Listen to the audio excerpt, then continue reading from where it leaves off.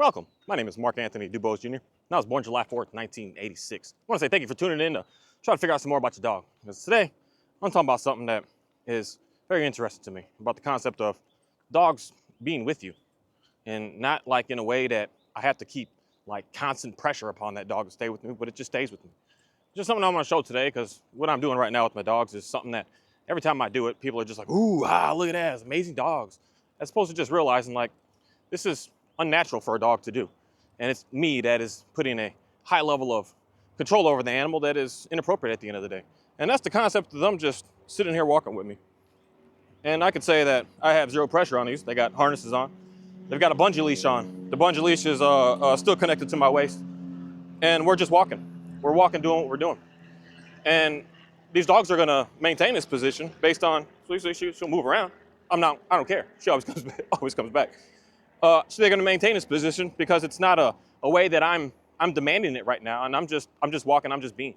So I have two ways of being able to walk, where I just walk with the dogs and just be, and then I got times I just let them run and be free. I guess I can say. But because my dogs walk like this, does not mean that they listen to me more. In reality, they listen to me less when they walk like this. They listen to me more when they're further ahead doing what it is that they're doing. This is the concept of where I think a lot of people are getting these manipulated to. Where someone's going to say to you that you have to have your dogs like this for them to be able to stay in tune with you, respond to you, respect you, listen to you, do anything for you. And in my experience, I've realized the more that I make them walk like this, the more that they give me more and more pushback. And that's the concept of why you're having to constantly keep on using more and more and more pressure. So it's like right here, they had a little fluctuation. What always happens is that the fluctuation gets through and they just come on back and everything is just all on fine. And I know what they want right now because they want to go in the water. We're going to skip this water break right now just to show that they're just going to still continue to hang out with me. That's a nice water spot right there that we go to, and we're just going to keep on walking. And they're on mission. And the main thing is the dogs do not listen better because they are walking like this. The dogs do not respect me more because they walk like this. The dogs respect me more because I listen to what it is that they're looking for. If I do this to them every single day, all day, I never allow them to sniff. I never allow them to run. I never allow them to go in the water and play. I never allow them to just even go pee when they want to go potty. Like if I'm controlling all of that, these dogs get worse. They get so antsy. They get so like, just this buildup of frustration starts to happen that they go absolutely wild. So for me, I have times when I work upon them to tell them to do this. And for me, the best way I do it is I just slow down and I walk a slower rate of a walk. And they understand that this slower rate of a walk, we're not like on our pull and mission rampage mode. So for these dogs in specific, I am training them to pull. It's because I'm running with them so that they can be in candy cross with me so that we're running. So they are being taught to pull. But when I'm just walking slower, walking more casually, because even now if I really slow the pace down some more, they know like this is something different going on here. So I teach them that I do like this, for instance, if I'm in a very, very highly populated area. But that's gonna be that like one in occasion, not all day, all the time, over and over, just you have to, everywhere we go, everything we do, that's what's going on. It's like right now, she sees squirrel, and I'm just gonna, whatever, I'm gonna completely ignore this one and just not even do anything because she's starting to be able to regulate these emotions that she's got going on. She's starting to be able to like, it's there. I mean, you can even see it in her face. She's starting to get red. She's like, oh my goodness, it's right there. She's controlling her own self. I'm not saying nothing, doing nothing, being nothing. She's figuring it out on her own. Week after week, just keeps getting better and better and better. I got video of being in this area a couple of months ago and she was gone. She didn't have a leash on. I couldn't probably get her back for an hour because she had just been chasing squirrel after squirrel after squirrel. But this isn't something that I do all the time because it strips the dog of being a dog. And this is why for me, primarily, anytime someone's gonna see me with my dogs, they're gonna be walking. They're ahead, they're doing what they're doing because it releases that extreme amount of pressure, that extreme amount of stress, and it allows them to just be more comfortable, and it makes them, in return, want to listen to what it is that I'm asking for them to do. But if I'm always walking them, like I'm telling you, I see this, I do this. It's not like I'm a person that is just watching other people's videos and critiquing what somebody has to say about dogs. I'm coming from a sense of, I started with doing I didn't really start with the force-free, doing treats and treats. I was never a treat trainer. So I'm gonna say I didn't do that part of it. I started with the balance part of it. I started with the give the treat, well, primarily it was at first giving treats, but then when the dog stopped doing what it is that we're looking for, then we give them pressure. And I started with doing that, and I was working with that, and that's the main method that I believe that these people are like the hardest to just like accept that there's something else. I don't know what it is. There's some sort of like God about it. That's like, that's the only way to be able to have a nice dog is you have to give them a treat and you have to put pressure upon that collar to get that dog to do anything for you. And I did all that. I was in all that. And then I realized like that just, it wasn't giving me what I wanted. I had to keep just reminder after reminder every 15 seconds. Like how long have I been walking? 5 minutes now. And I can walk like this with, especially my Shepherd. My Dalmatian is new at this. I could walk like this with this boy for 8 straight hours. I've done it before. We've done some serious work. Not right now. It's ridiculously hot out right now today. That's why we did a long walk yesterday and we tired. And when we go on these long walks, when it's hot, it's like 100-something degrees out and humidity is super high. We can't go that far. But on a nice, cold, 25-degree day, I'm out. And I've done this with this dog. I've walked hours, and I'm talking over 8 hours, and he just stays with me. I don't say a single word to him, and he just hangs with me. He is hooked up to a leash right now. Well, he's got a leash on, but I can take it off, and it don't matter. I can put a leash on, and he still does the same exact thing. I do not need to remind him over and over and over. He just understands that this is just what we're doing. And this is the part where, for me, I was wondering, how do I get that? Because everything that I'm doing is making a dog like want to get more and more pushy, just give more and more pushback, just give me more and more drama. And I'm like, how do I get to the point that my dog would just like want to finally just listen without the need of anything? Because again, right now, my setup, bungee leash hooked up to a harness on me and a harness on the dog. And someone would say you can't get a dog to do that. And I don't care what dog comes up right now. And I hope that some do, so you can just see like what actually goes down. Because when he's in this specific position, he acts much different when other dogs are around because he knows he doesn't need to engage at all. I'm gonna handle the entire situation because I've proven to that day after day, year after year at this moment, that if we're here, I will make that dog get out of here. He's not meeting my dog because he's uncomfortable with it. So he's gained that trust in me of knowing that I'm gonna deal with the situation. So that's why he's just gonna stay and hang out. But the main thing is, he's not doing that because of because when I had an e-collar on him right now, and I purposely took collars off these dogs so that no one can say I got something hidden, something trickery going on here. This is just what it is. And when I had that on, he would be testing this like, oh my goodness, like if every minute, sometimes even a little bit more than that I would have to like say a word out my mouth. I didn't really have to push the collar, but I would have to say a word out my mouth of like, hey man, come here. I'd have to do something all the time that he just kept going. And then there would be that one moment, for me it was once a week, it wasn't every day. That one moment that he would just like, whatever, and then that's when I have to actually use the collar. And I was just never able to get out of that. So it's not like I didn't do this stuff and I wasn't about this stuff. It was just a matter of, I didn't like it because I was just having to, for one, just talk too dang much to the dogs. Just too much communication just led me to a place that I was just absolutely frustrated. Just like, come on, let's go, man. Let's just do what we're doing. Instead of running into a scenario that I'm just able to just calm down, relax, and just hang out. Because even right now, we saw, I don't even know how many squirrels along this way so far. You'll be able to see based on, I'll be able to replay this and be able to see how many times she's like doing the pivoting of her head and looking all around. I apologize for my noise factor right now. It is, we into some serious stuff right now. But she still isn't just taking off and going at it. Day one, heck no, she would have been gone. But since I've been doing this more and more of just hanging out with the dog, not giving the dog the pressure, not giving the dog the treats, not doing any of that to the dog, allowing the dog to be able to see me. And then if the dog does want to go into a situation right now that she thinks like, I am going to pull into that, I could just say, hey, we're not doing that right now. And she's like, oh, okay. And in my main language that I use is I'm using it as a universal with everybody, is all done. All done means we're just not engaging that. You could look at it, you could do what you do, but we're not engaging that. And someone would say, if the dog's looking at it and is thinking about going, it's gonna go. But you just saw, I don't know how many times there, that this dog did not do that. And this dog is obsessed over squirrels. And I've got video to show all this stuff beforehand of how she was a couple of months ago. And that's why I really, really greatly appreciate being able to do what it is that I'm doing with this dog. Because this dog in specific I hate to say, I don't like that word, hate, but I don't like to say that she's more challenging than other dogs, but there's something about her that's just different.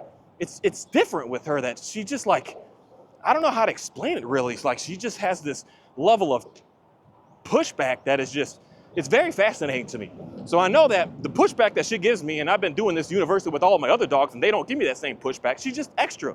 So if I can convince this dog in just a couple of months here to be able to do what she's doing right now, she's not pulling, she's not lunging, she's not barking, she's not going anywhere, she's not chasing after the squirrels, she's not chasing the deer, she's not chasing the bunnies, she's just hanging out. Without me having to put an e-collar on this dog, without me having to put a prong collar on this dog, without me even having to put my slip leash on this dog, without me doing any of that. Because in reality, I was going backwards by using the flat collar on her. I had the flat collar on, and she was like pulling into it. I had to pull her back when I was first messing up, and she got a real bad situation with that. And the main thing is, I don't want to have to do any. No, we're not going that way, guys. I hear you. Let's get back over here on the path. Actually, let's go that way. Y'all know what's best. I'm sorry. Y'all know what we're doing out here. We got to go run and play and get in the water a little bit. So now we're just going to go ahead and do what we do. Because someone's going to say, oh, your dogs are leading you around. It's 100 degrees outside, and they know where the water at. They hot. We got to take a hot water break, or we just going to end up to the point that we're going to pass out. And I don't want my dogs to end up passing out here on the trail. But the main thing is, that's still. These dogs, someone will say, oh, now they're ahead of you. Now they're this. Now they're in control. Now they're telling you what to do. I can still tell these dogs what it is. Oh, and a black squirrel. I can still tell and I'm just doing stuff that I'm telling other people not to do. Ophi, all done.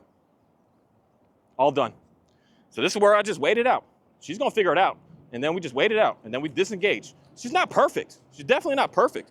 But I don't expect perfection in just a matter of just a few months in reality. I not to say that I'll ever expect perfection, but I'll expect perfection more later on when we're in a better case situation. So that's something that is just very, very fascinating about being able to just work in tune with the dog as opposed to trying to abuse the dog is all that I can say with it. So right here, we're just going to hang out a moment until she can calm down. We're not moving anywhere until she's calm. She's back in this. I'm going to go look at it, and I'm just going to hang out. I'm going to chill. Because as long as she's in this stance, she's not learning anything. She's not figuring anything out. She needs to calm down. She thinks there's something ahead, and she's going to eventually just, oh, I'm going to disengage. This is all that I do. And I greatly appreciate it to be able to see on camera because I don't want everything to just always look and be so perfect. So right here, she's right back into, I'm going to go and get it. And I'm going to stop and hang out because the squirrels are fascinating. They sit. They taunt these dogs. Look at it. I don't know if you can see it. It's way up there. They taunt these dogs. It's right there looking right back at me like, what you gonna do? What you gonna do?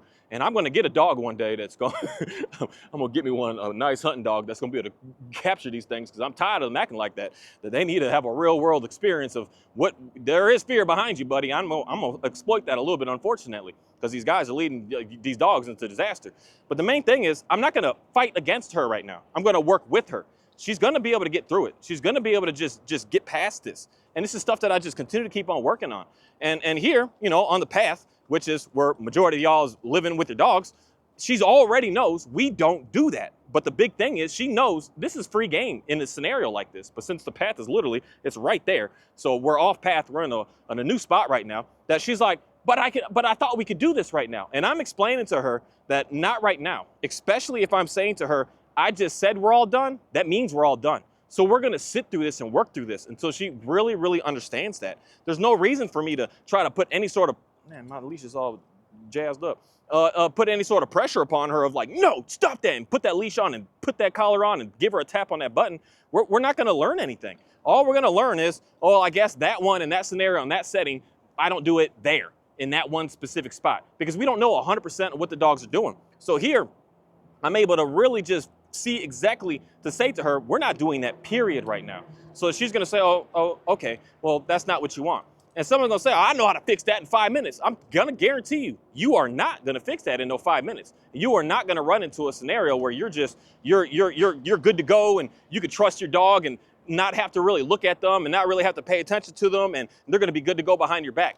That's what I'm training for. I'm not training so that I need to be on alert all the time, that I need to be on edge all the time, that I need to be concentrating and seeing and studying and staring at them all the time. I'm not training my dogs for that. I'm training my dogs so that I can turn my back and I don't care. And that's what we're working on right here, that I can turn my back and I don't care. So if I turn around and go this way, these dogs better turn around and come this way. And if they don't come this way, then, I mean, they're gonna come, they're hooked up on the leash. But that's the main reason I keep the dog on a leash up front, to say, this is what I'm looking for. And they're just gonna come along, and then we're gonna go ahead and stop. And I'm gonna say, we're gonna stop. And they're like, okay, what are we doing here? What's going on? And I'm just saying, you're hanging out with me. And I don't care what you see, what you think that you wanna go into, you're with me. You're staying with me. And I'm gonna sit in this until she gets to that point of calm. Once she gets calm, then I can go ahead and move forward and do what I need to do. That she's gonna understand, okay, well, I can't, because the main thing, same thing I was just saying yesterday, she is not allowed to chase anything if she is not calm. Right now, she is what I'm going to say is breaking that rule. That's why we're doing what we're doing right now, because she is not going by the guidelines that are set in place. She's not calm. If she was calm, I would, and in reality, I'm not even gonna lie, I'd let her off and go ahead and chase this stupid squirrel because it's sitting staring at me like, oh, what are you gonna do? I'm gonna see a really fast dog come sprint at you and at least try to attempt to get you to make you rethink life real quick. But she's not calm. Like here, she's still not calm. She's still in this, oh my goodness, oh my goodness, oh my goodness. So it's for me to just relax. I'm as calm as can be. I don't care. I mean, she can't do anything right now to get me in a sticky situation. She can't do nothing. She's hooked up on this leash. She's bolted to me. Even my leash here, let me show you this. It's got a double hookup safety mechanism, so she ain't breaking this off of me. We stuck.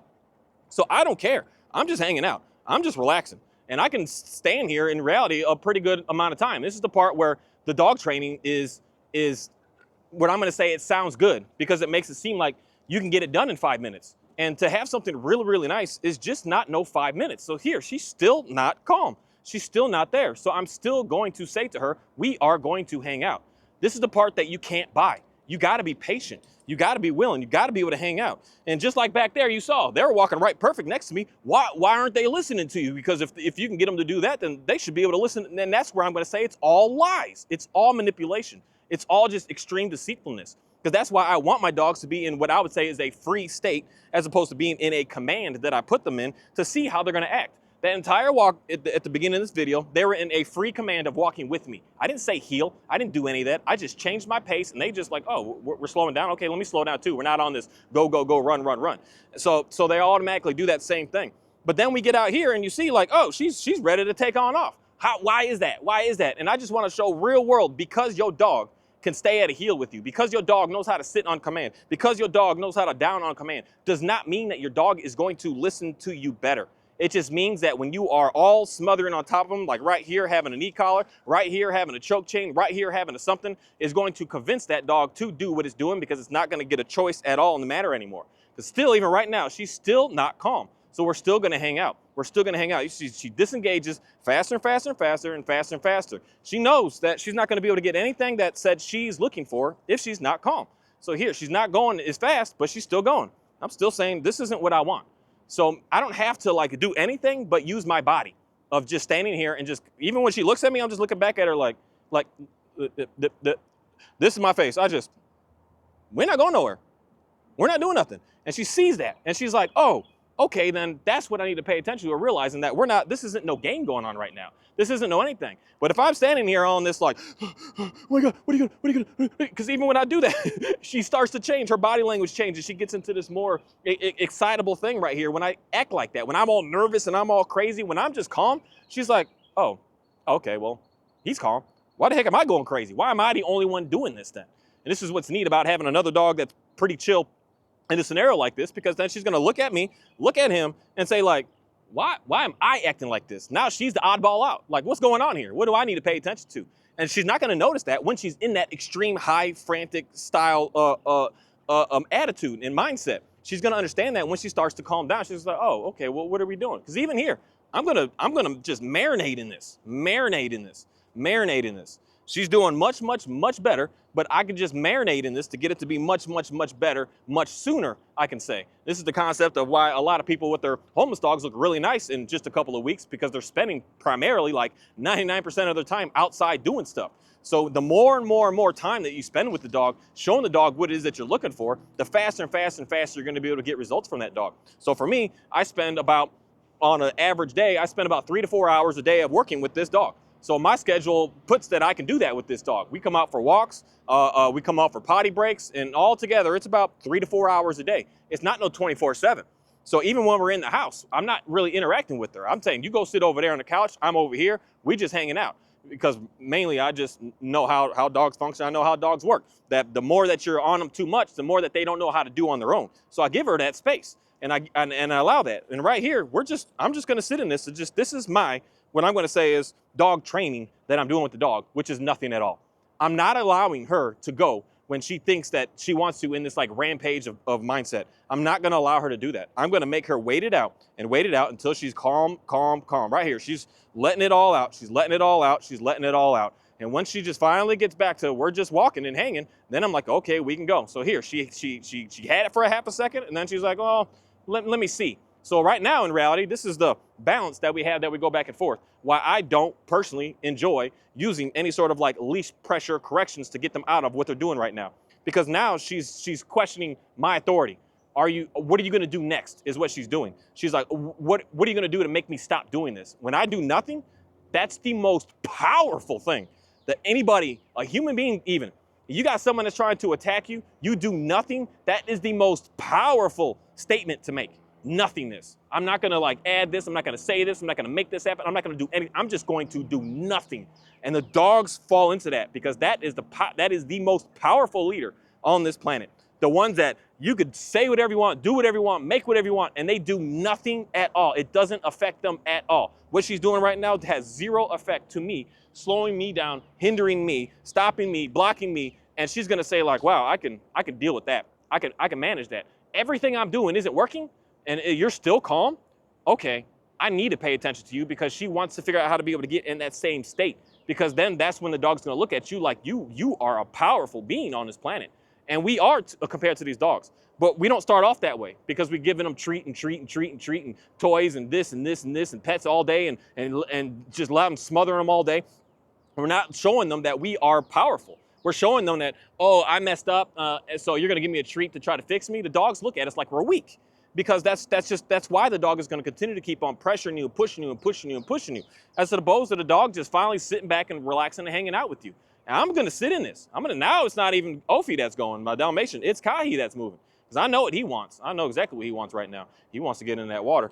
And but I'm still going to say we're not doing that. We're not just going to be in a rampage. We're not going to go. We're not going to be pushy about this. We're just going to hang out. We are all tangled up, guys. We'll figure that out later.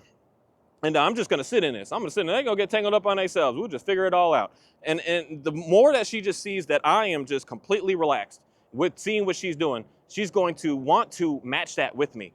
And it depends on the dog, and it depends on what's going on, and it depends on the situation. Because again, she used to be crazy over people, not so much as people anymore, because she's learned that there's other things that are more, I guess I would say, is valuable to her. The people are like, all right, but the squirrels and the bunnies and all this stuff, that stuff is much, much more. Whereas like even chicken today is not so much anymore because she hangs around them more. So me hanging out here more, allowing her to be able to be in the scenario of what really is still getting her super excited, I'm just gonna hang out in it. I'm gonna hang out. I'm not gonna care. I'm not nervous. I'm not worried. I'm doing nothing at all. I'm not giving no added pressure. I'm not giving no added treats. I'm not giving no added nothing. I'm not taking anything away. I'm not leaving. I'm sitting in it.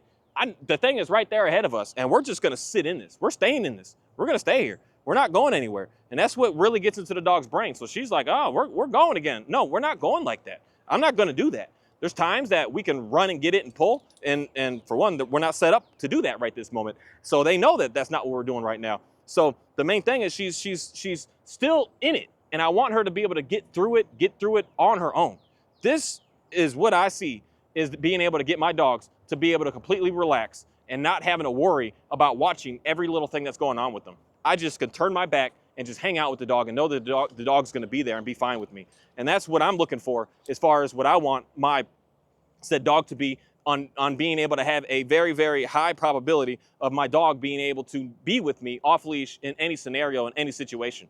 Because like out here right now, she's giving me a little more pushback because of the fact that she has been free more these past couple of days. And so she has been able to chase more these past couple of days. So this is why for me, I always bounce back and forth of we've got days that you're more free and days that I'm looking for what it is that I want you to do so that we understand the both here.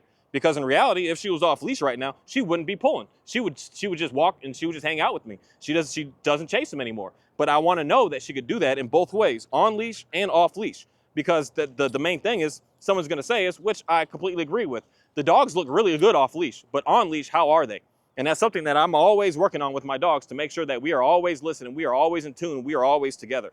It's not just because of it's the best interest of you for the moment that you can say want to listen to me, but there's other times that I'm telling you what I want you to do as well. And that's where they're going to still want to be able to listen to me because of the balance of the said freedom that they've been able to have. But this is stuff that I'm constantly working with back and forth with these dogs. And because I want her to know, I don't care where we are, what scenario, what setting, you cannot take off. And that's what she's willing to want to do right now. Because even this second, she's not pulling, but she's got this lunge forward right now. You can't do that. that's a no-go for me. This is a boundary to me that I'm saying you are not allowed to do this, because that means that she is willing to go ahead and go past that boundary if she's willing to test that boundary. And this is why I'm going to continue to keep on remaining this dog on leash so that she stops trying to test that boundary. Where this guy no longer tests that boundary. You see, he's just been hanging out this whole time. He's kind of like, why don't you just let me go? But he just stuck in the mix of it right now. It just is what it is. And he just gonna have to, he'll figure out life. He'll be all right. But the main thing is they can't be testing that boundary. When they're constantly testing it, that's where you're stumbling. And that's where the whole concept at the beginning of my video was going off of. The dog is just pushing, never stops pushing, because they're never stopping to push that boundary of like what's acceptable, because the dog is pretty much never in a calm stance. They're always like